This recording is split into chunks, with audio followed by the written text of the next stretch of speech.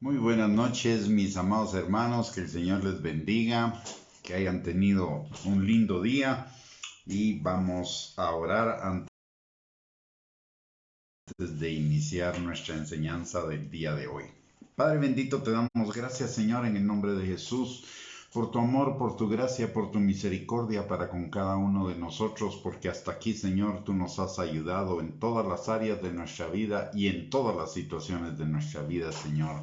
Gracias, Padre, porque tú nos has puesto sobre la roca que es Cristo Jesús. Y aunque han venido vientos, tempestades, Señor, inundaciones, tormentas, tú, Señor, nos has mantenido firmes en ti, Padre, de acuerdo a lo que dice tu palabra, Señor, porque tú eres fiel y verdadero, y toda tu palabra es verdad y se cumple en nuestras vidas, Señor. Padre, en esta hora venimos delante de ti dándote gracias por este tiempo que tenemos para poder tener comunión los unos con los otros y escudriñar tu palabra juntos, Señor. Y te pedimos, Padre, que de acuerdo a lo que dice tu palabra en el Salmo 133, cuando los hermanos habitan juntos en armonía y envías tu bendición y vida eterna, te pedimos, Señor, que hoy tú envíes bendición y vida eterna de las formas que tú quieras, Señor, y consideres más conveniente para cada uno de nosotros, Padre. También, Señor, te pedimos que tu Espíritu Santo en esta noche rompa toda mentira, todo argumento, razonamiento falso que en nosotros se esté oponiendo al conocimiento tuyo y a la obediencia a tu palabra y a la vida abundante que tenemos en ti, Señor. Que tu Espíritu Santo abra nuestros ojos, nuestros oídos y prepare nuestro corazón para que tu palabra sea sembrada en ellos y produzca fruto abundante para gloria tuya, para bendición nuestra y de quienes nos rodean, Señor. Te lo pedimos, Padre, en el nombre precioso de Cristo Jesús. Amén y amén. Muy bien, mis amados, bienvenidos a esta transmisión.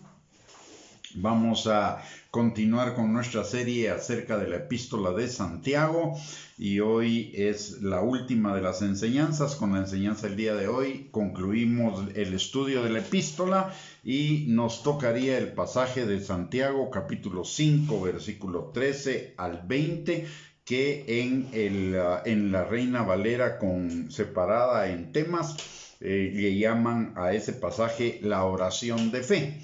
Así que vamos a leerlo y después vamos a escudriñar cada uno de los versículos de ese pasaje. Dice la palabra: ¿está alguno entre vosotros afligido?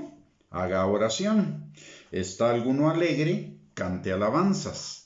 ¿Está alguno enfermo entre vosotros? Llame a los ancianos de la iglesia y oren por él, ungiéndole con aceite, en el nombre del Señor. Y la oración de fe salvará al enfermo, y el Señor lo levantará, y si hubiere cometido pecados, le serán perdonados. Confesaos vuestras ofensas unos a otros, y orad unos por otros, para que seáis sanados. La oración eficaz del justo puede mucho. Elías era un hombre sujeto a pasiones semejantes a las nuestras, y oró fervientemente para que no lloviese, y no llovió sobre la tierra por 3 años y 6 meses. Y otra vez oró, y el cielo dio lluvia, y la tierra produjo su fruto.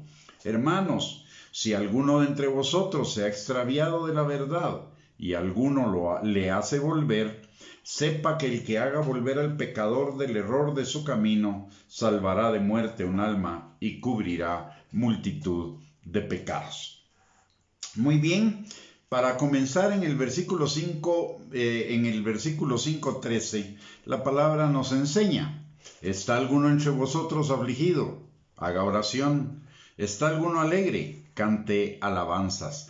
Esto nos recuerda lo que el mismo Pablo nos enseña en Primera de Tesalonicenses, en el capítulo 5, versículo 17, que oremos sin cesar. No importa las circunstancias, si estamos afligidos, si estamos pasando pruebas, circunstancias adversas, o si estamos en situaciones de bonanza o en situaciones de bienestar, que en todo momento nosotros oremos. La oración es comunión con Dios, y en la comunión con Dios somos guiados, en la comunión con Dios somos llenos de su presencia, en la comunión con Dios aprendemos, en la comunión con Dios recibimos gozo, alegría, amor, paz, etcétera, etcétera, etcétera. Siempre la oración es importante. Por eso Pablo dice, orad sin cesar, y sin cesar significa en toda circunstancia.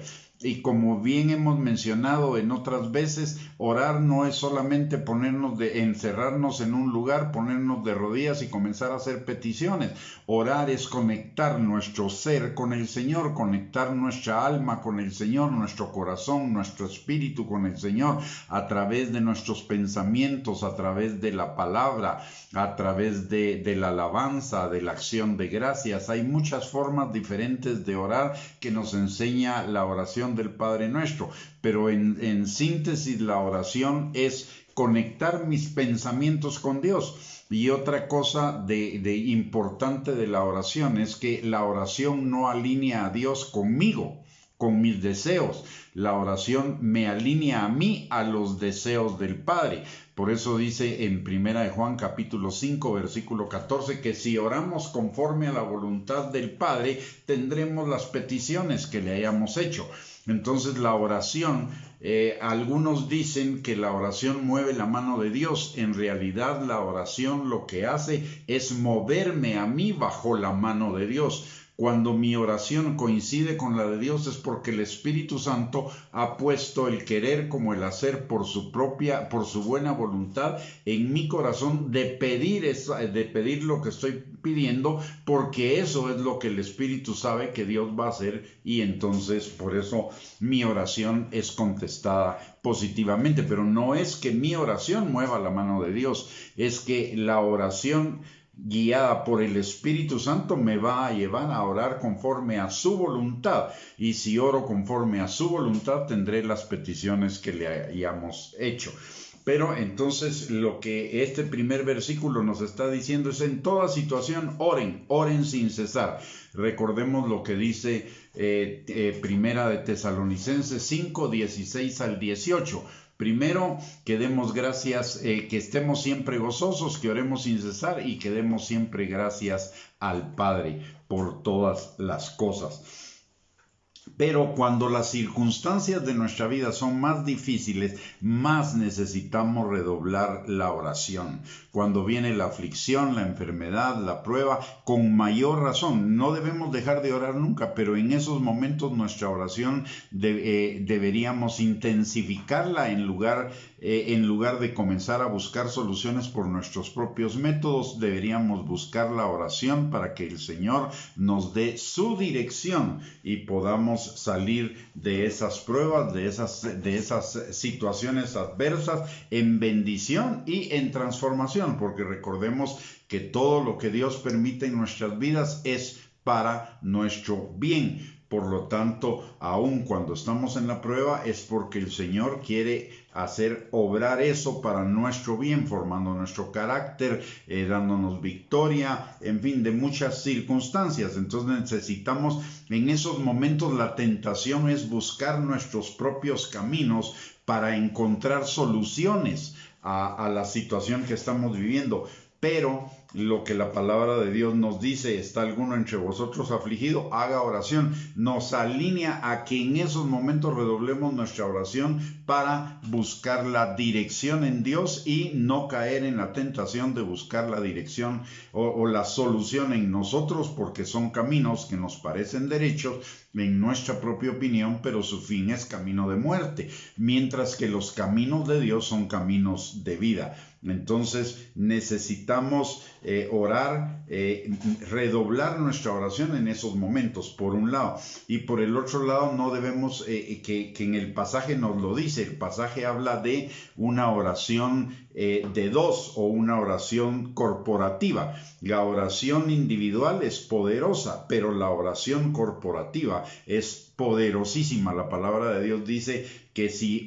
dos estamos de acuerdo en todo lo que le pidamos al Señor, Él responderá. Y también recordemos lo que dice Eclesiastés capítulo 4, versículos del 9 al 12. Dice la palabra: mejores son dos que uno, porque tienen mejor paga de su trabajo. Porque si cayeren, el uno levantará a su compañero, pero hay del solo que cuando cayere no habrá segundo que lo levante. También si dos durmieren juntos se calentarán mutuamente, mas ¿cómo se calentará uno solo? Si alguno prevaleciere contra uno, dos le resistirán, y cordón de tres dobleces no se rompe pronto. Entonces, la oración en acuerdo es una tremenda y una gigantesca bendición. Recordemos también lo que cantaban las mujeres cuando David venció a Goliat y regresaba junto con Saúl a Jerusalén. Y las mujeres cantaban y danzaban diciendo: Saúl hirió a sus miles y David a sus 10,000. O sea, está hablando del poder, no que David fuera superior a Saúl, sino que la suma de los dos unidos en el acuerdo con el Señor era mucho más poderoso. Sin embargo, Saúl no entendió esto y se puso muy celoso de David, y ahí comenzó la persecución contra David, porque le entraron celos de que David le podía quitar el trono, cuando lo que las mujeres estaban cantando es: si uno es poderoso, dos son más poderosos en Dios. Y así es la situación. En Santiago capítulo 5 versículo en el versículo del 14 al 15 precisamente nos habla de eso. Dice: ¿está alguno enfermo entre vosotros? Llame a los ancianos de la iglesia y oren por él, ungiéndole con aceite en el nombre del Señor.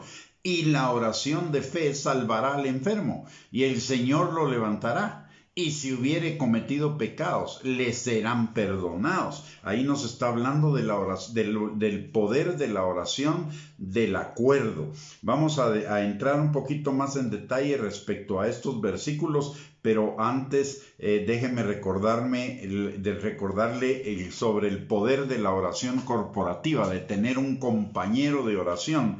En Mateo capítulo 18, versículos del 18 al 20, la palabra de Dios dice: de cierto os digo que todo lo que atéis en la tierra será atado en el cielo, y todo lo que desatéis en la tierra será desatado en el cielo. Otra vez os digo que si dos de vosotros se pusieren de acuerdo en la tierra acerca de cualquier cosa que pidieren, les será hecho por mi Padre que está en los cielos. Porque donde están dos o tres congregados en mi nombre, ahí estoy yo en medio de ellos. Entonces, esta enseñanza o lo que vamos viendo hasta este momento son dos temas importantes. Lo primero es que oremos sin cesar en toda situación. Lo segundo, que cuando estamos en aflicción, en lugar de buscar nuestros propios caminos, redoblemos nuestra oración para buscar la dirección del Señor. Y número 3, que la oración individual es poderosa, pero la oración corporativa en acuerdo es poderosísima. Muy bien, ahora vamos a ver lo que dice el Santiago capítulo 5 versículo 14. Dice: ¿está alguno enfermo entre vosotros? Llame a los ancianos de la iglesia y oren por él, ungiéndole con aceite en el nombre de Jesús. Aquí nos está hablando de una oración de los ancianos. Nos va a comenzar a hablar de una oración de gente sabia, porque lo que va a comenzar a tratar en los próximos versículos es algo muy serio que requiere sabiduría, que requiere madurez, que requiere integridad y que requiere principalmente una sujeción completa al Señor.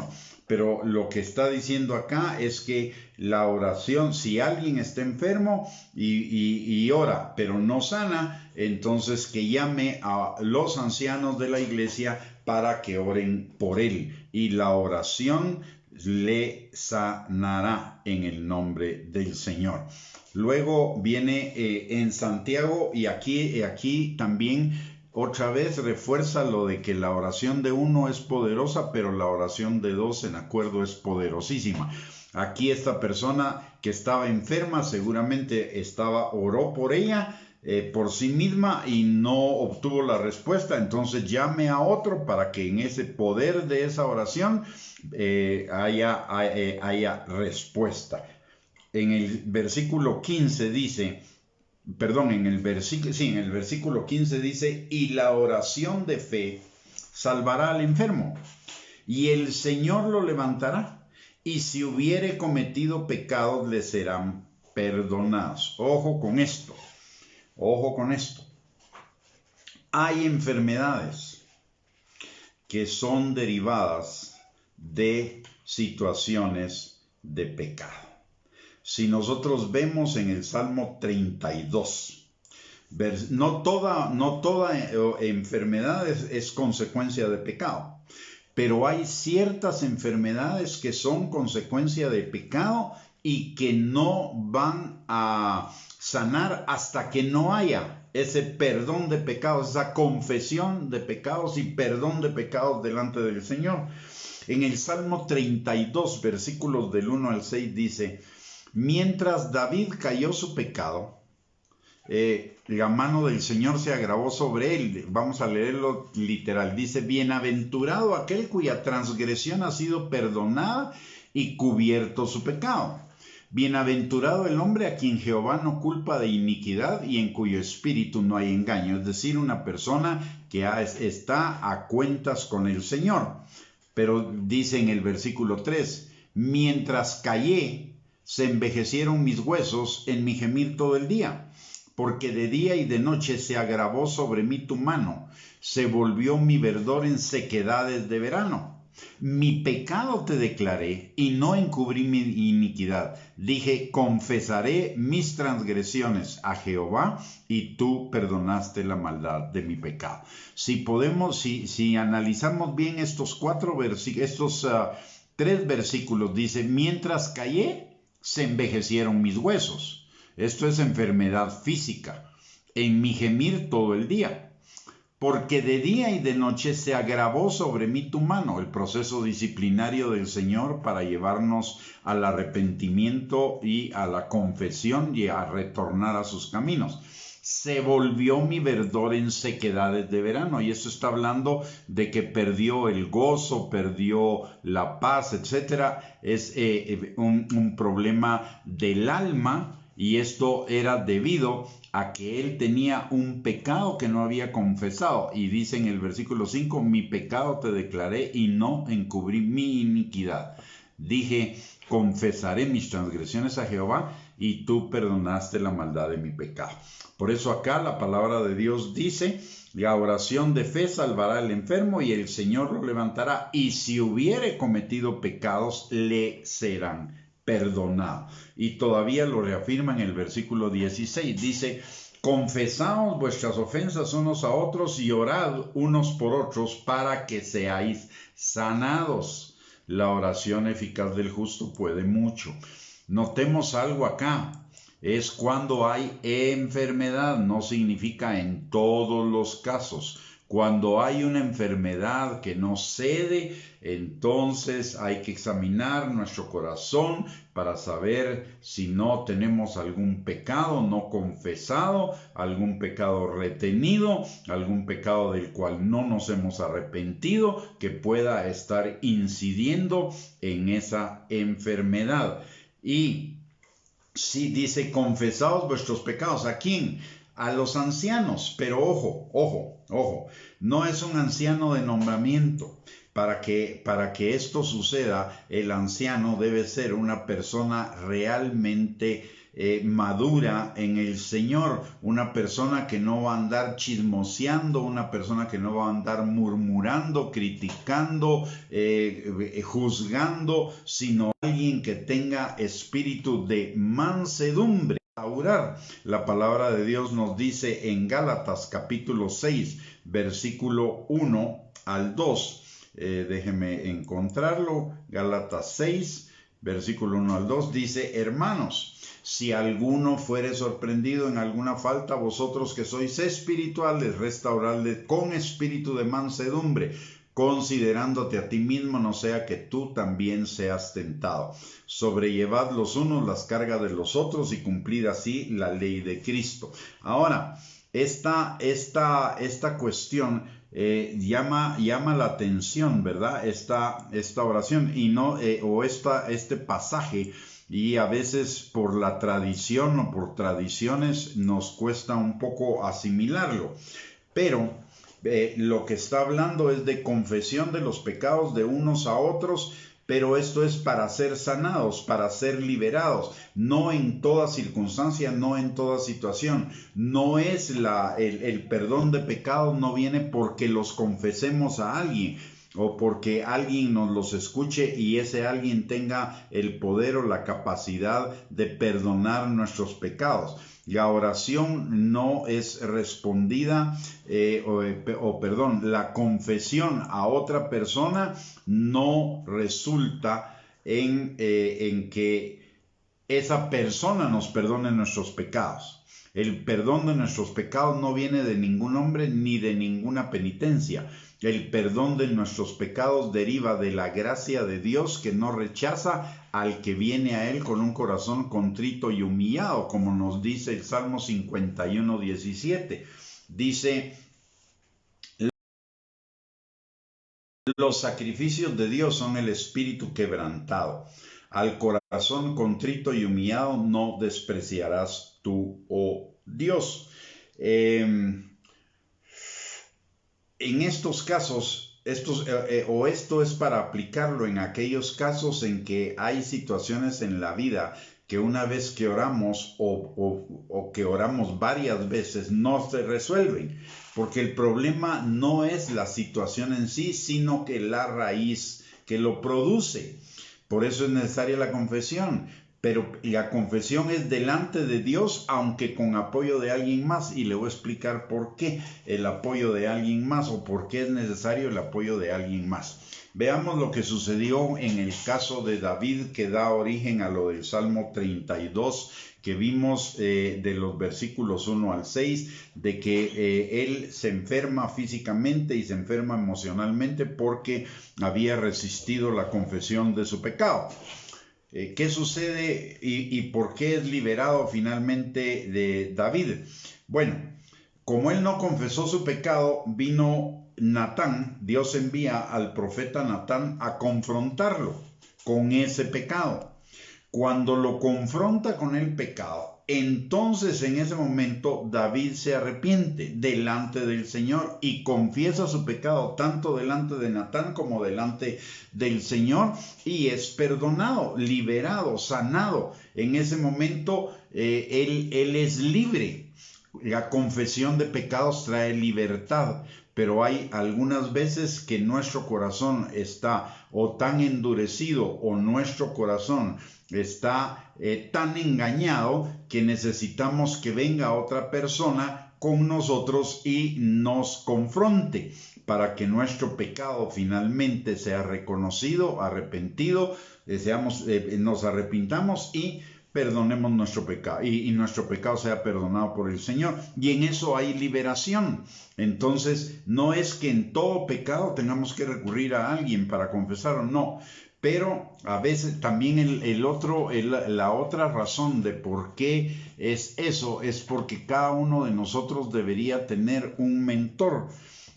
Alguien que sea más maduro espiritualmente, a quien le rindamos cuentas. La palabra de Dios dice en Efesios capítulo 5 versículo 21 que nos sometamos los unos a los otros, y ese someternos unos a otros significa tener un mentor que es más maduro espiritualmente que yo, a quien me pueda sujetar y a quien le pueda contar y abrir mi vida delante de él para que con la ayuda del Espíritu Santo escudriñemos mi vida y veamos si hay algunas cosas que no he visto yo que pueden constituir un pecado en mi vida, que me estén sirviendo de tope para las bendiciones que el Señor, para recibir las bendiciones que el Señor tiene para mí. Esto se llama rendición de cuentas. No es muy usual en estos tiempos, pero vemos, por ejemplo, que Pablo tuvo esa rendición de cuentas 2 veces, por lo menos, con los apóstoles en Jerusalén. La primera, cuando se reunió solamente con Jacobo, con Juan y con Pedro, y otra cuando ya se reunió con todos los demás ancianos de la iglesia de Jerusalén. Ahí rindió cuentas, dio cuentas de lo que él estaba haciendo. Ellos lo escucharon, le dijeron: nos parece bien, solo que no te olvides de las ofrendas para los pobres. Eso fue lo que hubo ahí. Él rindió cuentas delante de ellos. Así que haríamos bien en tener a alguien.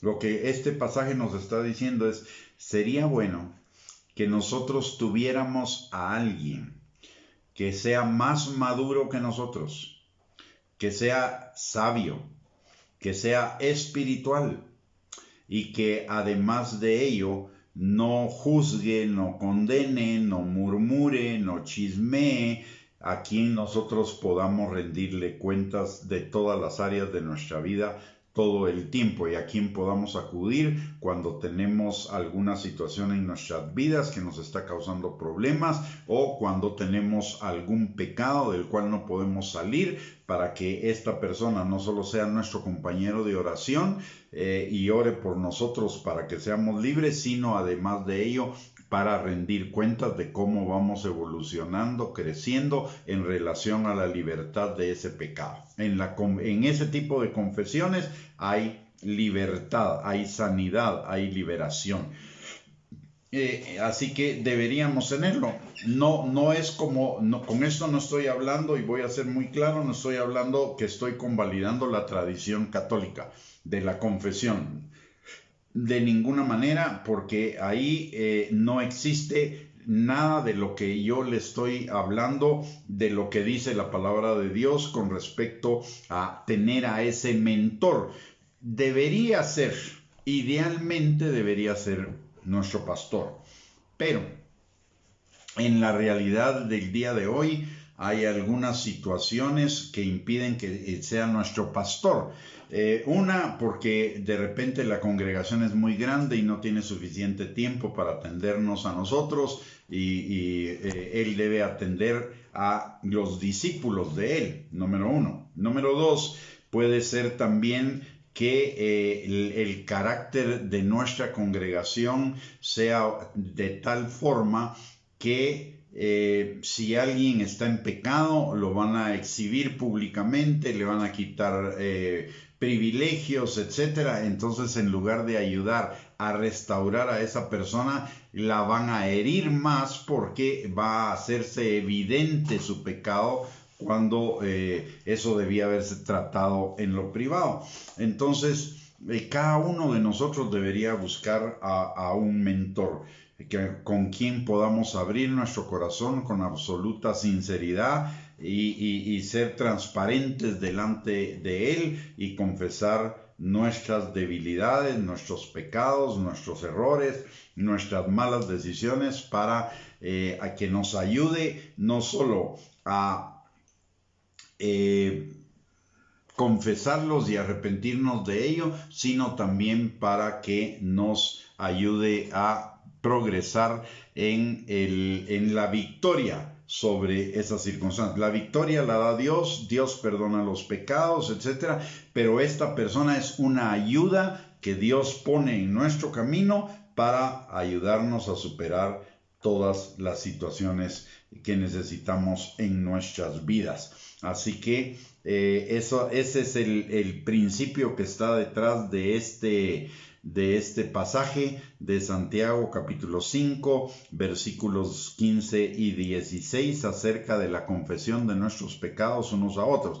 Y hay una situación que es especial en esto, y es la que nos dice la palabra en Mateo capítulo 5 versículos 21 al 26, donde también necesitamos confesar nuestros pecados a alguien. Dice la palabra: oísteis que fue dicho a los antiguos, no matarás, y cualquiera que matare será culpable de juicio. Pero yo os digo que cualquiera que se enoje contra su hermano será culpable de juicio, y cualquiera que diga necio a su hermano será culpable ante el concilio. Y cualquiera que le diga fatuo quedará expuesto al infierno de fuego. Por tanto, si traes tu ofrenda al altar, y ahí te acuerdas de que tu hermano tiene algo contra ti, deja ahí tu ofrenda delante del altar y anda, reconcíliate primero con tu hermano y entonces ven y presenta tu ofrenda. Ponte de acuerdo con tu adversario pronto, entre tanto que estás con él en el camino, no sea que el adversario te entregue al juez y el juez al alguacil y seas echado en la cárcel. De cierto te digo que no saldrás de ahí hasta que pagues el último cuadrante. ¿A qué se está refiriendo en este caso la palabra de Dios? A que nosotros cometimos una ofensa contra alguien y no hemos ido con ese alguien a reconocer que lo ofendimos y a pedirle perdón. Y entonces la palabra nos está diciendo: ve y reconcíliate con él. Ve y reconoce tu pecado, arrepiéntete y pídele perdón para que ambos seamos sanados. Él va a ser libre del rencor que pueda tener contra mí o de cualquier mal sentimiento que pueda tener contra mí, y yo voy a ser liberado de ese pecado que cometí. Así que este es otro caso donde la palabra de Dios nos habla de ir con alguien y confesar nuestro pecado, pero este es ir directamente con una persona a la cual nuestro pecado haya dañado, a quien hayamos ofendido, y pedirle perdón. Si la persona ni se enteró, pídale perdón al Señor y no lo vuelva a hacer. Pero si la persona se enteró y se afectó su relación conmigo de alguna manera, y si se enteró se tuvo que haber afectado de alguna manera, entonces en este caso es bueno, y la palabra de Dios nos dice que vayamos con él, confesemos nuestro pecado, pidamos perdón, nos reconciliemos con él y regresemos a dejar nuestra ofrenda al altar.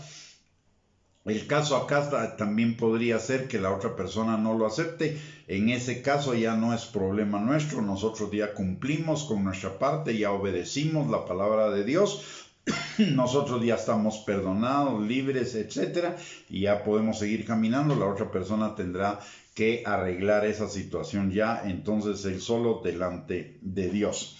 En Santiago capítulo 5, versículos del 17 al 18, la palabra de Dios dice: Elías era hombre sujeto a pasiones semejantes a las nuestras y oró fervientemente para que no lloviese, y no llovió sobre la tierra por 3 años y 6 meses. Y otra vez oró, y el cielo dio lluvia, y la tierra produjo su fruto. ¿Qué nos está diciendo con esta palabra?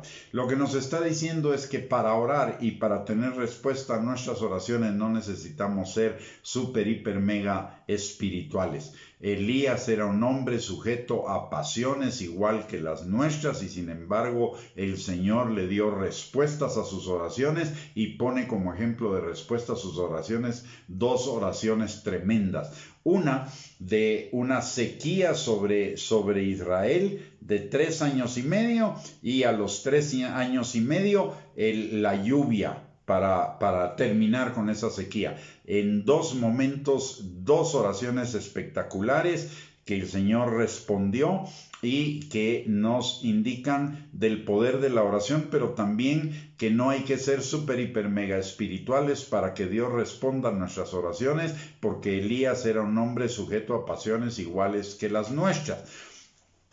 No vamos a especular a qué se refieren esas pasiones, pero por lo menos la palabra de Dios sí nos dice algo que sucedió.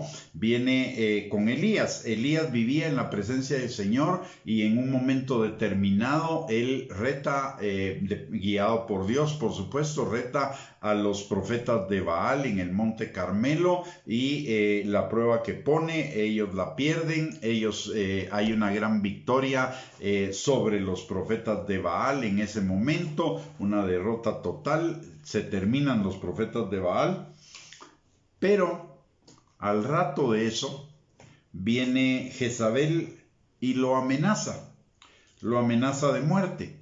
No voy a especular sobre las razones por las cuales Elías respondió de la manera que respondió, pero en lugar de enfrentar esa amenaza con el poder que ya Dios le había dado, se había derrotado a 400 profetas de Baal y 450 de Acera, no iba a derrotar a Jezabel, pero por alguna razón Elías en ese momento, por sus propias pasiones, sujeto a sus propias pasiones, entra en temor, miedo y sale huyendo. Sin embargo, eso no quita que el Señor respondió poderosamente sus oraciones. Hombre sujeto a pasiones semejantes a las nuestras, y sin embargo oró fervientemente y no llovió. Y volvió a orar después fervientemente y el cielo dio la lluvia y la tierra por esa lluvia produjo fruto. Luego tenemos los versículos 19 y 20, que son los dos versículos finales de la epístola, que son un recordatorio para nosotros. Dice la palabra: hermano, si alguno de vosotros se ha extraviado de la verdad y alguno le hace volver, sepa que el que haga volver al pecador del error de su camino, salvará de muerte un alma y cubrirá multitud de pecados. En general, estos dos versículos son un recordatorio del llamado general que tenemos todos nosotros los creyentes al evangelismo y al discipulado, para llevar a las personas al arrepentimiento y a la confesión de sus pecados delante del Señor. Aquí está hablando de que el que haga volver al pecador del error de su camino salvará de muerte un alma y cubrirá multitud de pecados. Esto nos está hablando de evangelismo, pero en el evangelismo está unido al discipulado. No puede haber un evangelismo sin discipulado, como no puede haber discipulado sin evangelismo, porque el evangelismo es el primer paso para el discipulado. Y en el caso del evangelizado, el discipulado es para alcanzar su crecimiento, madurez, perfeccionamiento en Cristo Jesús. La palabra de Dios y este evangelismo debe ser un evangelismo hecho también con un esfuerzo a la confesión de pecados. Dice la palabra en Mateo, recordemos varios pasajes acá en cuanto a esta asignación que tenemos en Dios. Esta es una asignación de Dios para todos los creyentes sin excepción.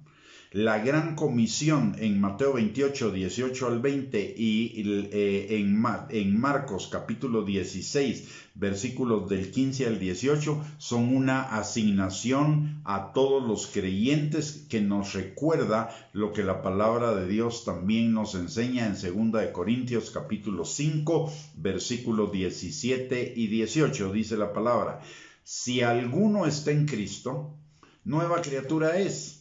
Las cosas viejas pasaron y todas fueron hechas nuevas.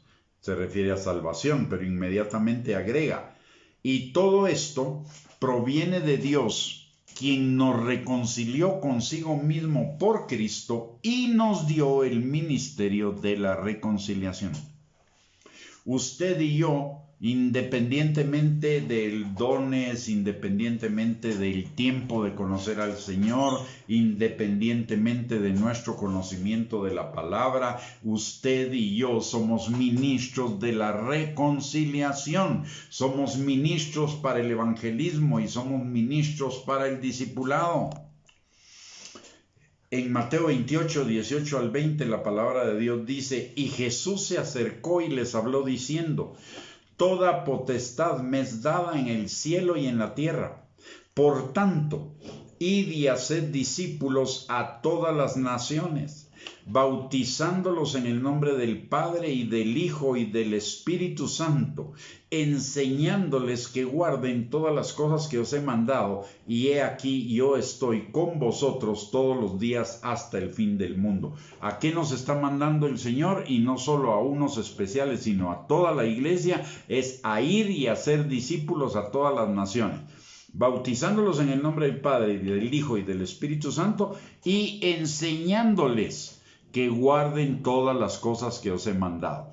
Esto implica evangelismo y discipulado. Algunos solo hacen evangelismo y ahí se pasan toda la vida, pero la palabra de Dios nos manda a las dos cosas, evangelismo y discipulado. El evangelismo es equivalente a que una persona nazca de nuevo, pero igual que un bebé en lo natural, el bebé espiritual no puede ser dejado ser dejado solo para que sobreviva solo. El bebé, así como necesita de sus padres para sobrevivir, el bebé espiritual también necesita de padres espirituales para crecer, para poderse valer por sí mismo, para ir desde ser un bebé en Cristo hasta ser una persona madura en Cristo. Todos somos llamados a ello y todos deberíamos hacer evangelismo y tener discípulos, pero también ser discipulado por alguien que es alguien más maduro que nosotros, que va en línea con lo que nos enseñaba, lo que veíamos en Santiago 5, 16 y 15 y 16, de tener una persona madura, espiritualmente sabia, a quien le rindamos cuentas, a quien le podamos confesar nuestros pecados, nuestras luchas, nuestras debilidades, y que nos ayude no solo a confesarlas y a llevarlas delante del Señor para que sean perdonadas, sino que nos ayude en la batalla contra esas cosas.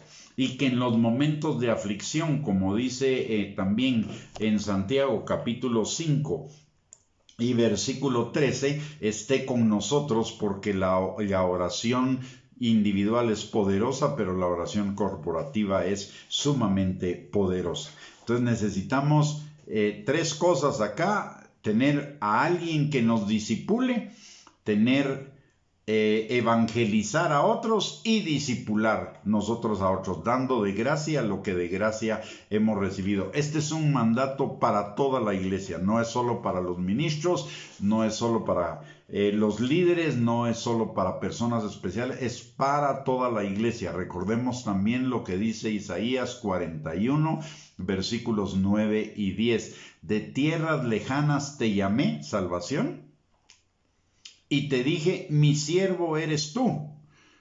Servicio, el ministerio de la reconciliación. Y igual que en Isaías 41, 9, 10 dice que el Señor va a estar con nosotros y nos va a respaldar. En Mateo 28, 18 al 20 lo dice también Jesús. Dice, toda potestad me es dada en el cielo y en la tierra, y he aquí yo estoy con vosotros todos los días hasta el fin del mundo. Y en medio de esos dos pasajes está la gran comisión. En Marcos capítulo 16, versículos del 15 al 18, nos da la misma instrucción, aunque con diferentes palabras, pero en esencia es lo mismo. Dice la palabra, y les dijo, id por todo el mundo y predicad el evangelio a toda criatura.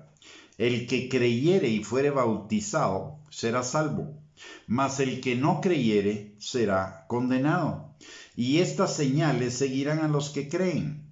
En mi nombre echarán fuera demonios, hablarán nuevas lenguas, tomarán en las manos serpientes, y si bebieren cosa mortífera no les hará daño. Sobre los enfermos pondrán sus manos y sanarán. Entonces dice, id por todo el mundo y predicad el evangelio a toda criatura. El que creyere y fuere bautizado será salvo, mas el que no creyere será condenado. Pero también estos dos pasajes no solo nos dan la gran comisión a todos nosotros, a toda la iglesia, sino que nos está hablando también específicamente para ir a traer a aquellos creyentes que, habiendo sido creyentes en algún tiempo, han apostatado de la fe. Personas que están en un grave peligro, en un peligro de muerte eterna. La apostasía, para recordar, es la negación, la renuncia o la abjuración, retractarse, abandonar, rechazar, renegar, desdecirse, traicionar la fe que una vez tuvieron. Es el rechazo del cristianismo por parte de una persona que anteriormente fue cristiana. Seguir herejías y falsas enseñanzas difundidas por falsos ministros que los seducen para sacarlos de la devoción a Cristo. Es decir, personas que se han desviado de la fe, de la sana doctrina, los que se han apartado de la fe que antes profesaron, se fueron al mundo, los que han seguido el camino de la herejía, es decir, de filosofía, de falsas filosofías, después de haber conocido el cristianismo. Esto también nos llama a ir con esas personas, a tratar, a orar por ellas, pero también a ir hacia ellas para traerlas de nuevo a la fe. ¿Por qué razón?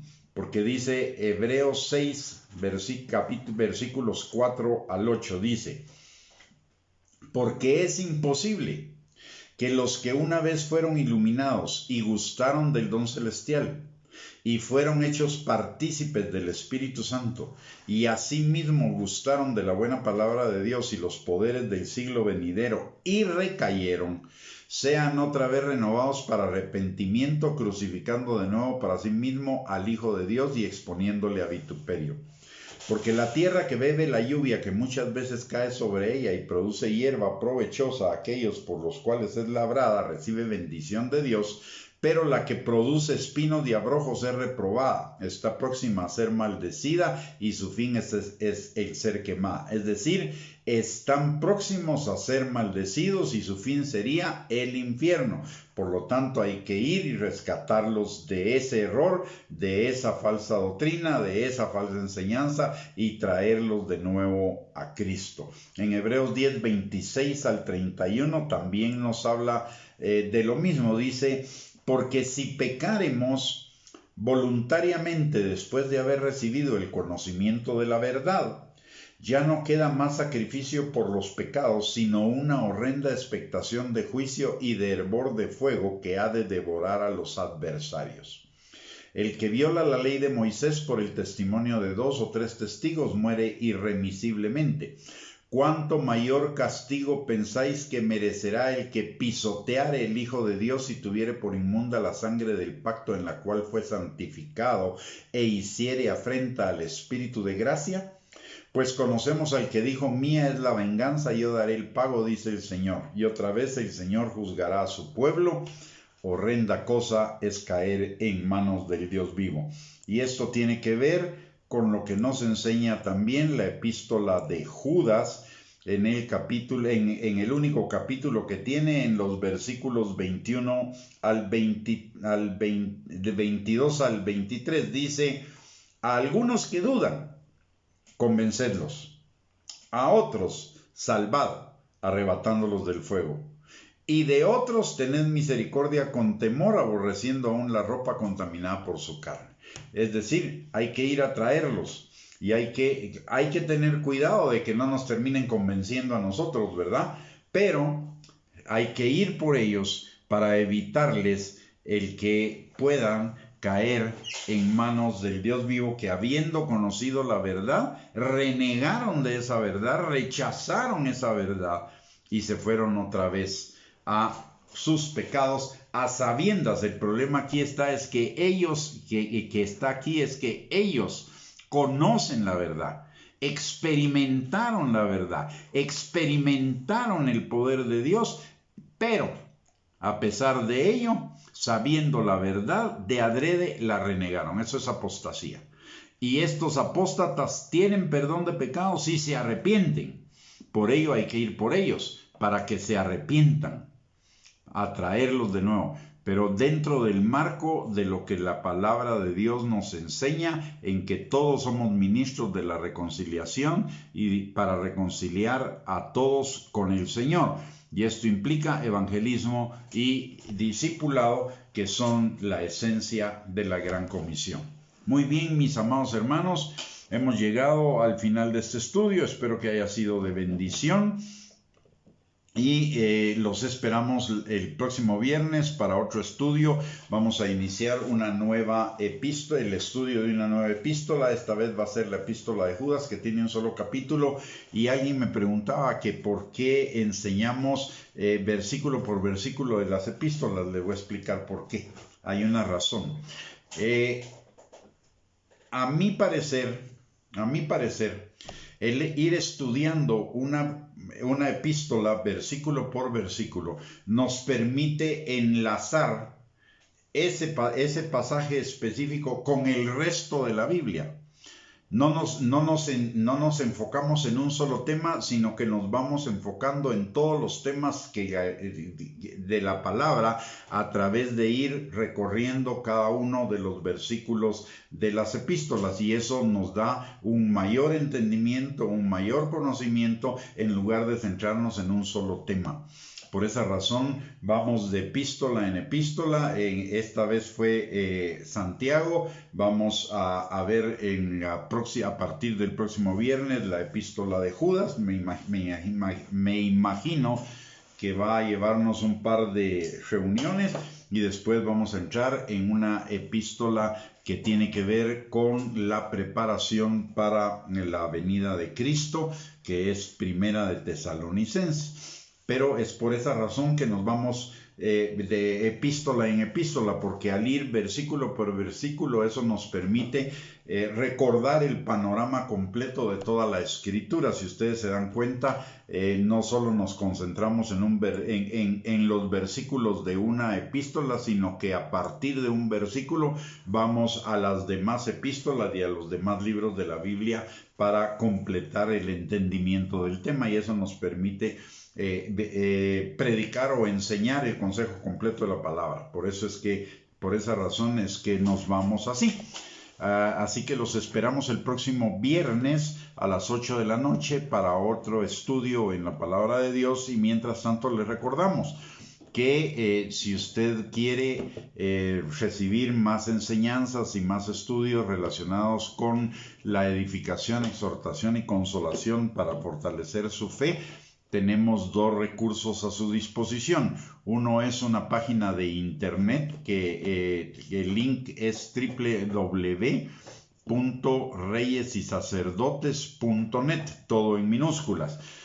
Ahí va a encontrar una infinidad de bosquejos relacionados con muchísimos temas de la palabra de Dios, para que usted seleccione los que necesita en ese momento.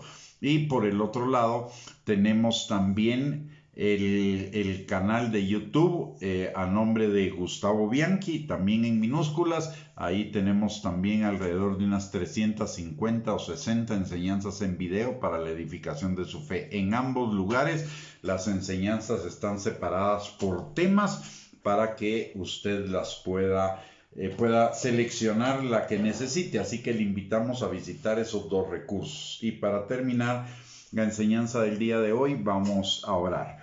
Padre bendito, te damos gracias, Señor, en el nombre precioso de Cristo Jesús, por esta noche, por el privilegio que nos has dado de poder compartir de tu palabra, Señor. Y te pedimos, Padre, que tu Espíritu Santo selle esta palabra en el corazón de cada uno de nosotros, Señor, para que sea de bendición para nuestras vidas, pero también que dé fruto para la gloria tuya, Señor. Padre, en el nombre precioso de Cristo Jesús, síguenos revelando tu palabra cada día, Señor, para que cada día crezcamos, Señor, a la estatura del varón perfecto, a la imagen de Cristo, Señor, en carácter y en servicio, Padre. Señor, te lo pedimos en el nombre precioso de Cristo Jesús. Y Padre, también te pedimos en esta noche, Señor, por todos aquellos que están enfermos de COVID y de cualquier otra enfermedad, en hospitales, en casas, Señor. Te pedimos, Padre, que tu mano poderosa se extienda hasta ellos, Señor, y que produzca un milagro de sanidad en sus cuerpos, que sea indudable que tú lo produjiste, Señor, y que sea para que los que no te conocen te conozcan y para los que ya te conocen se acerquen más a ti, Padre. También te pedimos, Señor, por todos aquellos que tienen necesidades económicas, necesidades de trabajo, Padre, suple sus necesidades conforme a tus riquezas en gloria en Cristo Jesús.